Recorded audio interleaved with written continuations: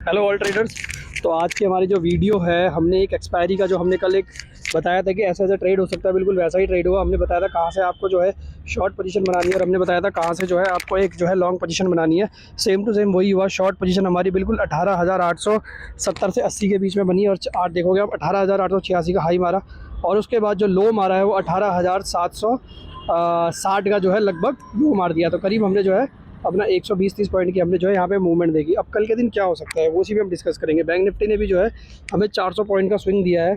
आप देखोगे 44,000 के ऊपर जो है इसने हमें हाई दिखाया और उसके बाद जो है हमारा लो जो आप देखोगे तो वो 43,663 हो गया है। तो यहाँ पर भी हमें जो है एक 400 पॉइंट की मूवमेंट देखने को मिली है।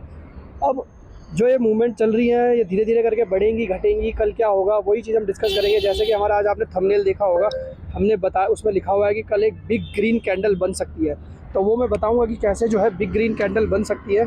कल के दिन ऐसा क्या होगा कि एक जो है बिग ग्रीन कैंडल बनेगी। तो वही चीज़ जो है हम आपको बताएंगे आज के दिन में कि बिग ग्रीन कैंडल कल के दिन कैसे बनेगी। उससे पहले आप DIIs और FIIs के आंकड़े देखो। जो FIIs है उन्होंने 700 करोड़ की सेलिंग करी है, जो DIIs है उन्होंने 200 करोड़ की बाइंग करी है। तो ऑलमोस्ट जो है 400 करोड़ का जो है मार्केट से कैश गायब था, जो है सेलिंग हो रखी है। तो अब एक बार हम देख लेते हैं ग्लोबल में क्या हो रहा है। तो अगर हम ग्लोबल की बात करें तो ग्लोबल में आप देखोगे डाउ जोन्स जो है खुल गया है, 7 बज चुके हैं।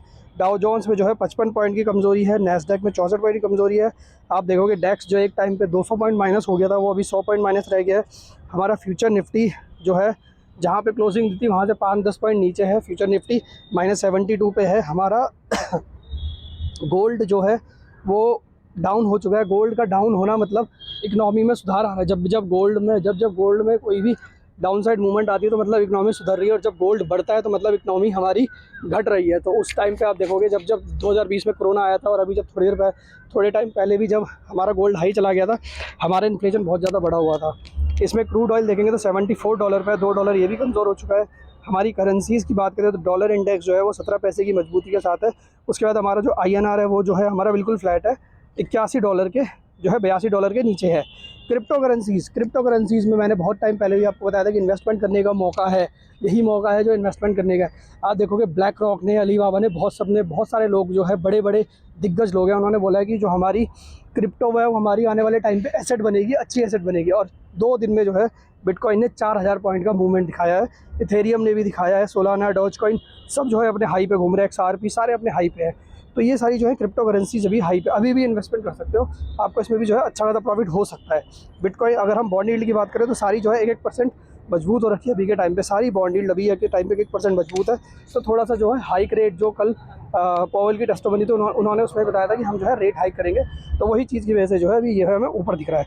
अब हम डिस्कस करते हैं सीधा निफ्टी के बारे में कि निफ्टी और बैंक निफ्टी जो हमारा थंबनेल है कि कल के दिन बिग ग्रीन कैंडल हो सकती है, वो कैसे हो सकती है।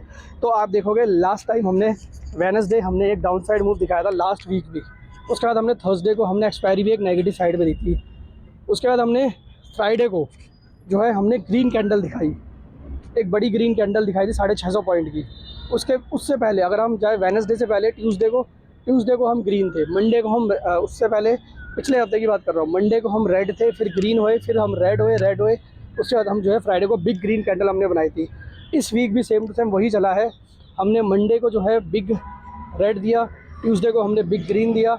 उसके बाद हमने 500 पॉइंट के मूव दिए थे हर डेली जब भी हमारी ट्रेडिंग थी। उसके बाद हमने कल भी, अब देखोगे वेडनेसडे को हमने जो है एक नेगेटिव क्लोजिंग दी और आज हमने एक्सपायरी वाले दिन भी नेगेटिव क्लोजिंग दी है।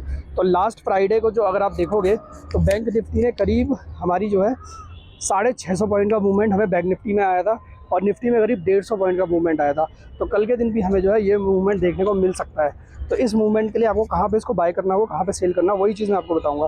तो निफ्टी का अगर परफेक्ट बाय मैं आपको बताऊँ तो निफ्टी का परफेक्ट बाय अगर आप 80-90 पॉइंट नीचे की साइड अगर आपको निफ्टी मिल जाए, अगर कल डाउ जोन्स माइनस में खुलता है, माइनस में मतलब बंद होता है, क्लोजिंग होती है और आपको जो है 70-80 पॉइंट यानी 18,650 के ऊपर आपको जहाँ पे भी मिल जाए, 18,660, 18,670 या 18,700 कहीं पे भी आपको निफ्टी मिल जाए तो आपने निफ्टी को बाय कर देना है। पूरे दिन के लिए आपको बाय कर देना है। शाम को जो है आपको एक बड़ी ग्रीन कैंडल बनती हुई दिख सकती है, जो हमें हो सकता है कि लाइफ टाइम हाई को भी तोड़ दें, लाइफ टाइम हाई के वापस नज़दीक आके जो है नेक्स्ट डे हम रिवर्स हो सकते हैं। लेकिन एक बारी के लिए हम जो है 18,700 के आसपास अगर हम खुलते हैं तो उसके बाद हम जो है 18,850 से लेके 18,880 तक का जो है हम हाई मार सकते हैं दोबारा से। तो इसके लिए जो है आपने इसको डिप में बाय करना है। अगर 850 तोड़ दिया तो उसके बाद आपने जो है अपनी कोई भी लॉन्ग पोजीशन नहीं बनानी है। उसके बाद जो है हम शॉर्ट साइड में जाएंगे और हमारा जो है नेक्स्ट वीक वो जो है आगे के लिए हमारा नेगेटिव व्यू हो जाएगा, क्योंकि लास्ट टाइम भी जो है 18,650 से ही रिवर्स हुआ है। 650 हमारा एक स्ट्रॉन्ग सपोर्ट है। अगर 650 टूटेगा तो हमें 18,450 से लेकर 18,500 में दूसरा सपोर्ट मिलेगा। लेकिन जो लगता है कल के दिन के, सिर्फ मैं फ्राइडे के व्यू के बारे में आपको बता रहा हूँ, तो फ्राइडे के व्यू में यही लगता है कि कल के दिन में आपको जो है निफ्टी जो है एक ग्रीन कैंडल दे सकती है क्लोजिंग के टाइम पे 80, 100 पॉइंट, 150 पॉइंट की नीचे से रिवर्स होने के बाद करीब 150-200 पॉइंट हम जो है उसमें मान सकते हैं कि हमें अपसाइड देखने को मिल सकती है। तो अगर कल नेगेटिव क्लोजिंग होती है 18,700 के आसपास तो आपने बाय करना है 18,850 से लेके 18,880 तक के टारगेट के लिए। और अगर हम ग्रीन में खुलते हैं तो आपने वेट करना है। अगर ग्रीन में खुलते हैं हम और हमारा अगर हम 18,800 के ऊपर खुल रहे हैं या 850 के ऊपर खुल रहे हैं तो आपने वेट करना है वही चीज़ 18,880 का।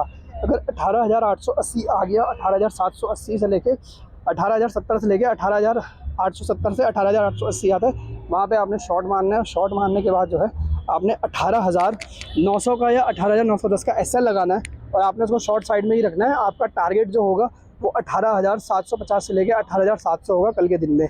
तो ये टारगेट होगा अगर हमें गैप अप मिलता है और हम ऊपर की साइड जाते हैं तो। लेकिन अगर 18,900 बैंक निफ्टी तोड़ देता है तो उसके बाद फिर आप जो है आगे के लिए बुलिश हो जाएंगे। आगे के लिए फिर हमारा कोई भी जो है नेगेटिव जो है नहीं रहेगा, तो हम उसके लिए आगे के लिए सिर्फ कॉल खरीदेंगे और वो हम जो है होल्ड रखेंगे।